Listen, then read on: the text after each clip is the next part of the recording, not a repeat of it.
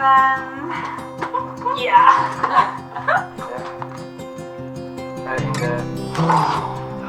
So do I drill towards the inside of the square or just expand that? When my husband and I built this van about a year and a half ago, we had no idea what we were doing. We had no building experience, no tools, but it was our dream to live and travel in a van one day. So we built this little house on wheels. And last year, this tiny space became our home. We traveled to the Alps, where we experienced winter van life, and to Spain and Portugal. We absolutely love living in a van, but after a year on the road, we've learned what actually works for us, what doesn't, and what we change to make this lifestyle sustainable for the long run. That's why we're building a new one. And there are 7 important things we are doing differently this time. So let me tell you about them. The first one, and definitely the most important one, is space. I mean, you can see it behind me, but our current van, the white Fiat Ducato, is definitely much more tiny than our new box truck. And you can imagine on the days when it's raining outside, or weeks even, that the space that we have now with 2 people and a dog and both working behind our laptops, that's just very, very tiny, and it becomes cramped quite fast. What I love about our new van is that it's square, so it doesn't cut off the corners and the space there, and also it's just way easier to work with. Another thing that we're going to do different is a shower. In our current van, we don't have one, which meant that when we were on the road, we constantly had to look for a shower, or at least once a week. And that was quite tiring. It kind of depends on the country you're in and also the season, because with nice weather, obviously, you can also take a dip or you have showers on the beach. But in winter, it can become quite difficult to find a good working shower. And it's always a surprise if it's warm. Plus, if you find one, it's not always that clean. And I don't think it's such a problem, but we did notice that it took us a lot of time sometimes to just simply shower. And that's why in this new van, we are gonna build one. We are actually gonna make a separate space for it, where we can also put our composting toilets. And obviously that's also a little bit nicer with privacy. So yeah, that's also a very important one. What we also want to make sure is staying comfortably warm inside of the new van. Our time in the Alps was amazing, but we know exactly how cold it can get in the van fast.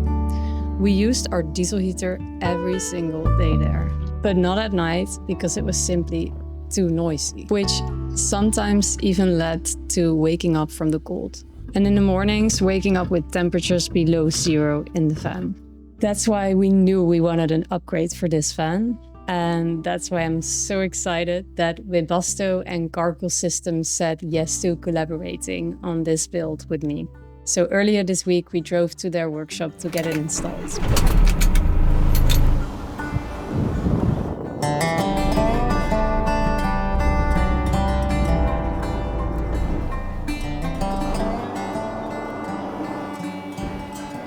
What's pretty cool is that our van is actually the first one in the Netherlands getting the new Webasto AirTop Pro 25 installed, which made us even happier that we weren't doing it ourselves.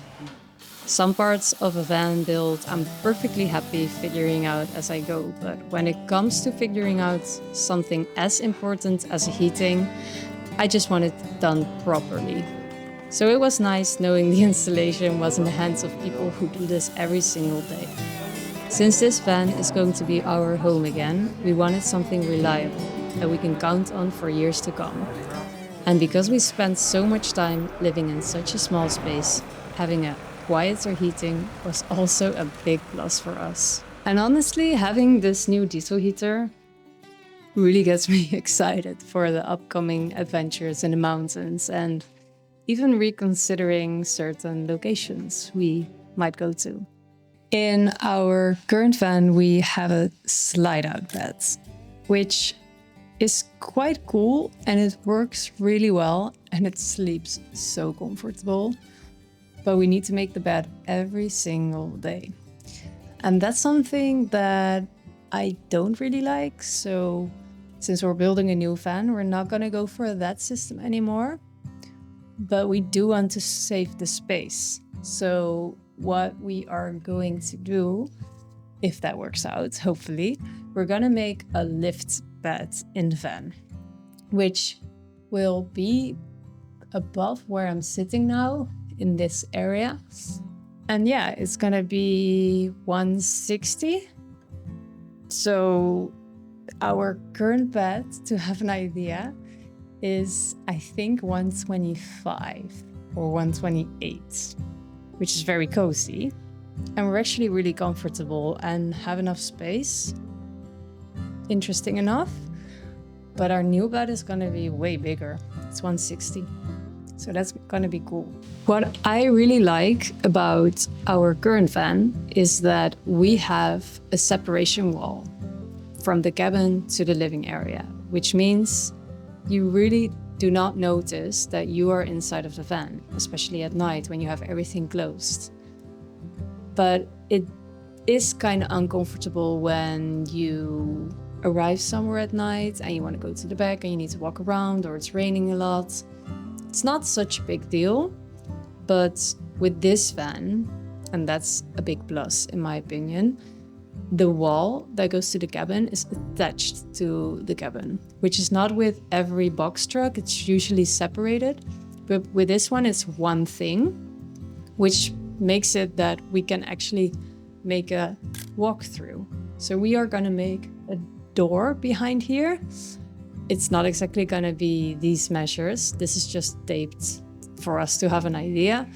So it's probably, hopefully gonna be a little bit bigger, but there's gonna be a door which helps us going from the front to the back or the other way around. And what we are also gonna integrate is in the front, on the passenger seats, to make a workspace.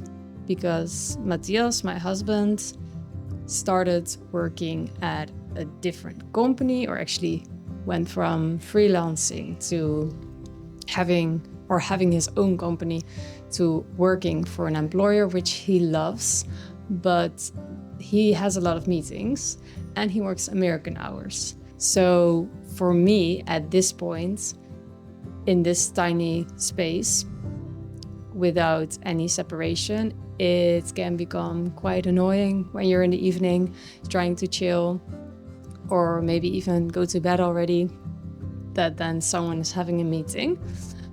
So with this new van, we are gonna make a working area on the passenger seats and I can just shut the door. Of course, I will probably hear mumbling, but we're also gonna isolate it extra. So yeah, that makes it that I can just have my own space, do my own thing, shower meanwhile, chill, cook meanwhile, and my husband can have a meeting in all privacy, which I think that's gonna be so nice and so handy. So yeah, we're gonna make a walkthrough. And since we both work and I also wanna sit comfortably, we are gonna make another sitting area to work or to have dinner on this side of the van. But then on the other side, we're gonna have this long ass couch, which is gonna be so handy because in our current van, we just have a table and 2 seats where we work, where we chill. That's basically the space.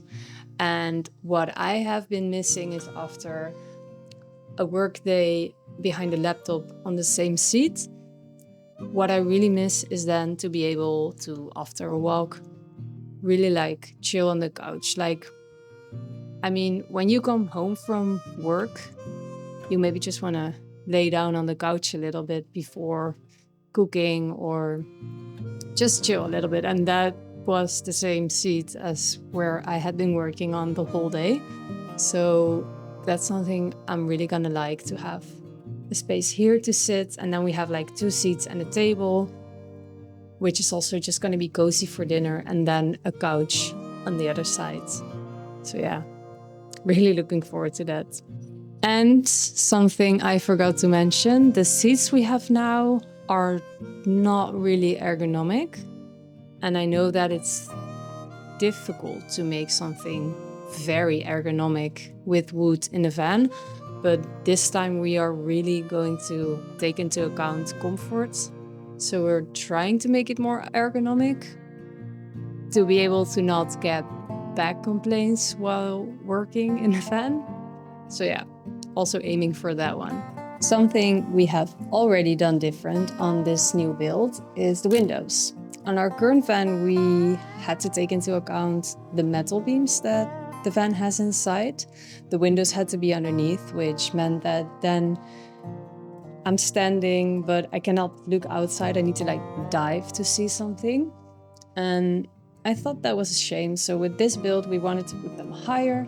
So it's actually on our standing height, but then it maybe seems like they're too high now, but we are gonna elevate the floor with like 28 centimeters. So yeah, it's gonna be like there. So if I'm standing up, I can see outside, which is really nice. And we chose for dark windows. I mean, they're quite light still, but on the outside you really cannot see to the inside, only when you really go like this, but you don't reach because they're high. And then we have a lot of lights from our skylight, which I love, and which I was missing in the previous build. And then we still have our bathroom window and our ventilator.